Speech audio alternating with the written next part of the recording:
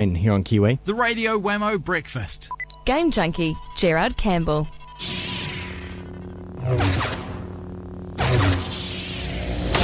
Across the galaxy, anticipation is building.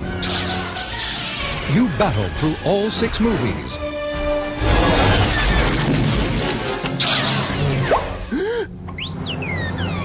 Now, the best-selling Star Wars franchise in history is back, and the galaxy will never be the same. Certainly won't, because it's all in Lego form. Yes, it's Lego Star Wars number 3, and Gerard Campbell has been playing along, and he's going to tell us all about it. G'day there, Gerard. Good morning. G'day, Wammo, from freezing Christchurch. Yeah, certainly. You haven't got no holes in your roof, do you?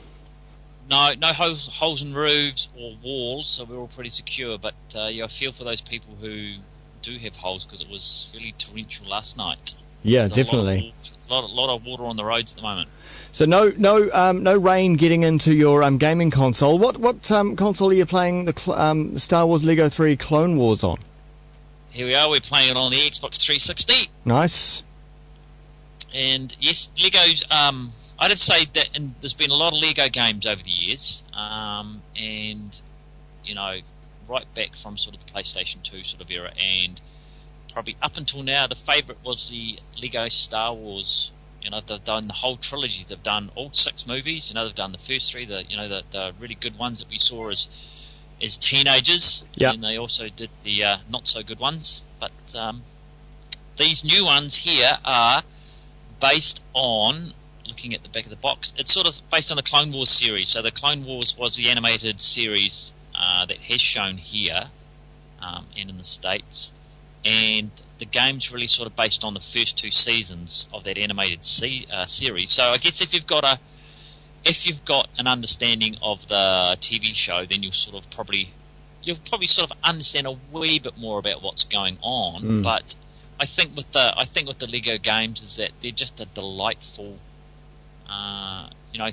With the Lego games, they've had the Star Wars series, they've had Lego Batman, came out in the past, and they've had a couple of Lego Indiana Jones games. But I think for me, the Lego Star Wars are really the ones that capture, that sort of great joy of, not only Star Wars but Lego. So it actually captures both really in a good way. I mean, it's always puzzled me though why you'd want to play a game as a Lego character. I don't know. I guess it's just one of those, those funny little things. I mean, Lego's always been great fun, and I think whether you combine the two, that's the great thing that I like about these Lego games, especially the Star Wars ones, is that there's a great sense of humour sort of imbued within them, because of course the Lego, with the cutscenes, of course the Lego characters can't really speak, they sort of grunt and do sort of bits and pieces, so they're having to use almost like sight gag comedy that you would have got from those Laurel and Hardy sort of movies from the old days. So you've got scenes like in this latest one, you've got Jedi Knights who are in a spaceship and they're wanting to park it into one of the big space cruisers. So you see them having trouble getting it into reverse gear, and then when it suddenly grinds into reverse gear, they back it up and you see them scrape off one of the radar dishes on top of the, and arms fall off. And there seems to be with this, I don't know what it is, but there seems to be a real fascination with mugs of tea and hot drinks with this one, because a lot of the cut scenes have, senior rebel officers or Republican officers holding a cup of tea, and they're sad if they don't have a cup of tea or a cup of a drink. Yeah. And I guess anybody that's familiar with the Lego series is that, your Lego characters, if they die or if they get shot or they get cut by a laser beam or whatever, they explode in sort of a pile of Lego bricks, and then they recreate themselves. But also, but there'll be simple puzzles to solve, like you'll blow something up and then you'll see Lego bricks that you have to build.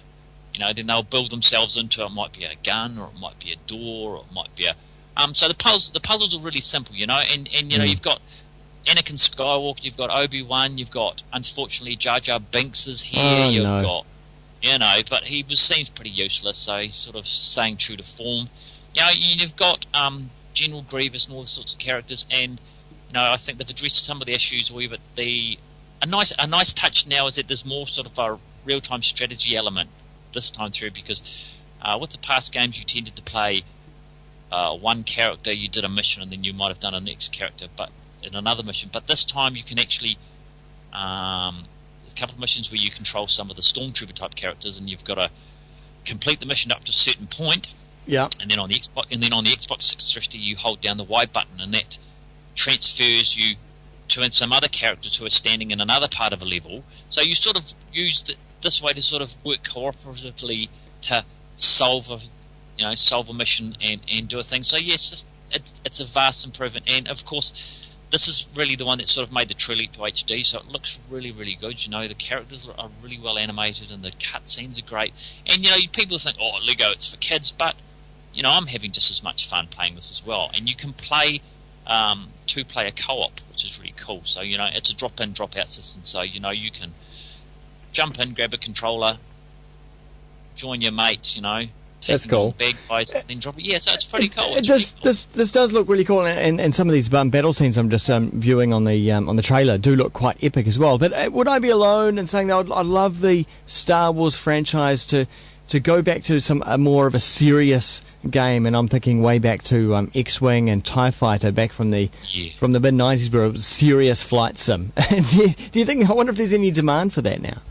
Well, I mean, I've said this before in the past, because we've had, you know, back in the days, you had the games like X-Wing versus TIE Fighter, you had, you know, the Jedi Knight series on the PC and stuff, and they were really, I think they were really true to the Star Wars ethos. And then suddenly, you know, they brought out the games like the Force Unleashed, and they just sort of seem to have lost, you know, that sort of the original magic, isn't it? Sort of, yeah, they did. They did lose the original magic, and I think I said in my review about the, you know, Star Wars Force Unleashed 2, which came out last year, that, you know, perhaps they really needed to rethink, and perhaps if they revisited some of those original series, you know, I mean, at the other toss of coin, would they still hold that same magic today? I don't know, but I mean, they were certainly really classic. They were the days when the Star Wars games were, you know, well worth playing, and they were, you know, people always remembered. But I think, you know, these are certainly tongue-in-cheek, and they're very humorous, and I think, you know, obviously they're really,